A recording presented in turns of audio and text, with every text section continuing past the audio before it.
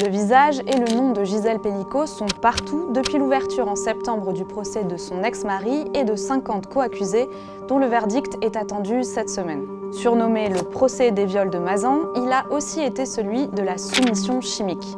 L'affaire a eu un retentissement national. Mais d'abord ce procès hors norme qui s'ouvre ce matin devant la cour criminelle du Vaucluse à Avignon. Le mari, Dominique Pelicot, postait des annonces sur un site de rencontre. Le soir venu, il lui administrait des calmants à son insu et faisait venir des hommes qui la violaient dans son sommeil alors qu'elle était inconsciente. Tous ces hommes comparaîtront pour viol aggravé et encourent jusqu'à 20 ans de réclusion criminelle. Mais aussi international. Sono stati chiesti 20 anni di carcere per Dominique Pelicot.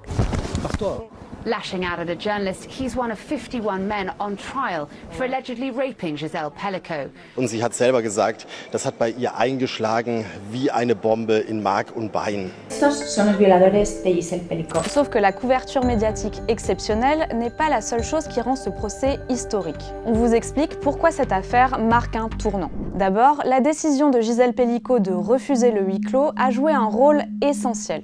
La femme de 72 ans avait alors déclaré qu'elle souhaitait une publicité complète, totale, jusqu'au bout, afin que plus aucune femme ne soit victime par soumission chimique. Dominique Pelicot a reconnu avoir drogué son ex-femme pour la livrer à des inconnus qui la violaient. Les faits ont duré plus de 10 ans et durant ce laps de temps, Gisèle Pelicot a souffert de fatigue, d'absence et de douleurs gynécologiques pour lesquelles elle a consulté. On a tout cherché sauf au bon endroit. Elle a vu des médecins, elle a vu des neurologues. Le corps médical n'a pas su détecter le problème.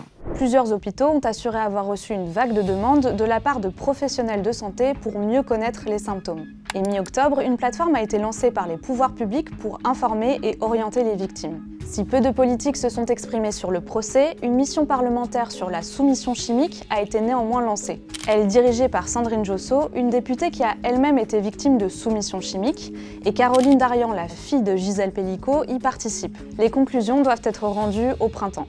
Outre la soumission chimique, l'affaire a aussi placé au centre du débat un sujet sur lequel les féministes alertent depuis des décennies, le poids du patriarcat, et ce, jusque dans la sphère privée. Le procès a souvent été qualifié de hors norme, ce qui suppose que les faits sont exceptionnels. À la barre, une cinquantaine d'hommes ont défilé. Mais bien loin d'être des monstres, ils étaient ordinaires et ressemblent à Monsieur Tout-le-Monde. Une banalité qui a amené les débats sur la domination masculine aussi bien dans les médias que dans la rue. Il faut quand même que, au niveau des hommes, on se pose un petit peu des questions. Je pense que ça a changé les mentalités petit à petit. Des fois c'est tu, les gens ne parlent pas, n'osent pas témoigner et aujourd'hui, je pense qu'il y aura un avant, un après là-dessus.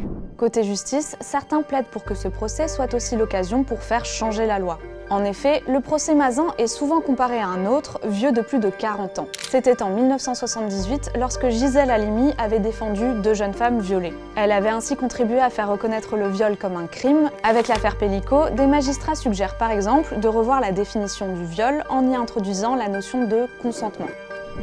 Si le procès des viols de Mazan a déjà marqué un tournant, il ne manque plus que le verdict pour connaître l'empreinte qu'il laissera dans l'histoire.